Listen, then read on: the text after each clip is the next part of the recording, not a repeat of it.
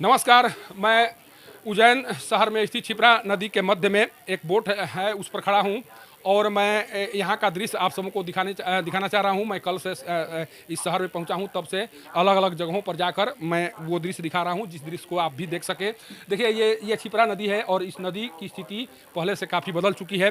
पहले इस नदी में कचरे का एक तरह से अंबार लगा रहता था, लेकिन अब ये पूरी तरह से नदी साफ सुथरा दिख रही है और लगातार जो यहाँ की सरकार है इस नदी को स्वच्छ बनाने में लगी हुई है। सामने में देखिए, सामने में वो दृश्य देखिए, त्रिभुवन बंदिता क्षिप्रा लिखा हुआ है। एक तरह से मध्य प्रदेश सरकार के द्वारा इसे पर्यटक स्थल के रूप में भी विकसित करने का कार्य किया जा रहा है। हालांकि एक ऐतिहासिक और धार्मिक ये नगरी है। यहाँ पर प्रत्येक 12 माह में एक बार सिंहस्थ मेले का आयोजन होता है और उस समय का दृश्य कुछ अलग होता है। लेकिन सावन माह में चूंकि महाकाल यहाँ पर जो ज्योतिर्लिंग है, 12 ज्योतिर्लिंग है, उनमें से एक महाकाल जो है यहीं पर विराजमान है और उस कारण से भी इस शहर को काफ़ी ख्याति प्राप्त हुई है। लेकिन जो ये धार्मिक ये नदी है, इसका उद्गम के बारे में भी बहुत कुछ चर्चा होती है और बताया जाता है कि जो विष्णु हैं उनके रक्त से इसकी उत्पत्ति हुई थी और ये इसका उद्गम स्थल इसी इंदौर के किसी पहाड़ी से, जो विंध्य पर्वत श्रृंखला का कोई भाग है, वहीं से इसका उद्गम हुआ है। और ये नदी जो है जाकर चंबल नदी में गिरती है, जो 195 किलोमीटर दूरी तय करने के बाद ये चंबल नदी में जाकर मिल जाती है। वो नज़ारा देखिए, सामने में सारे लोग बैठकर इस समय का दीदार कर रहे हैं। देखिए ये अभी शाम का समय है और शाम के वक्त काफ़ी यहाँ का जो छटा है वो काफ़ी निराली है। मैं लगातार वो दृश्य दिखाने की कोशिश कर रहा हूँ। देखिए ये पीछे का नज़ारा देखिए और समझिए कि क्षिप्रा नदी किस कदर बदल चुकी है और इस बदलाव के पीछे जो यहाँ की सरकार है उसकी इच्छा शक्ति है और लगातार ये कोशिश मेरी रहेगी कि मैं जहाँ जाऊँ। देखिए मैं पीछे का भी चल कर, देखिए ये बोटिंग पॉइंट बनाया गया है और यहाँ पर आराम से कोई भी व्यक्ति आकर बोटिंग कर सकता है। देखिए बाकायदा यहाँ पर बोटिंग की व्यवस्था की गई है और देखिए सारे लोग बोटिंग का आनंद ले रहे हैं और एक तरह से ये पर्यटक स्थल का रूप भी लेने लगा है।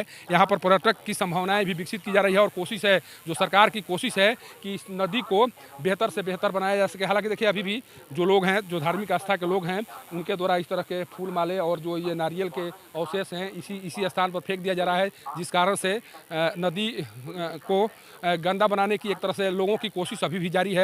लेकिन ये कोशिश सरकार के द्वारा इस कोशिश को नाकाम करने की भी तैयारी चल रही है और उसे नाकाम किया जा रहा है। सामने में देखिए सारे लोग बैठे हुए हैं और एक तरह से लोगों के द्वारा इस पल का दीदार किया जा रहा है। बड़ी दूर दूर से लोग आए हुए हैं और ये कोशिश है उनकी कि यहाँ की जो स्मृति है या यहाँ के जो लुक हैं उसे हम अपने साथ लेकर जाएँ और लोगों को बताएँ कि किस तरह से उज्जैन नगरी में बदलाव हो रहा है और उज्जैन नगरी में क्या कुछ दिखाई पड़ रहा है, कि किस तरह के लोग रहते हैं, किस तरह की सोच है उनकी, किस तरह से यहाँ पर पूजा पाठ जो अनुष्ठान किए जाते हैं, पूजा अनुष्ठान, क्योंकि यहाँ पर जो भस्म आरती होती है उसको देखने के लिए लोग ललायित रहते हैं।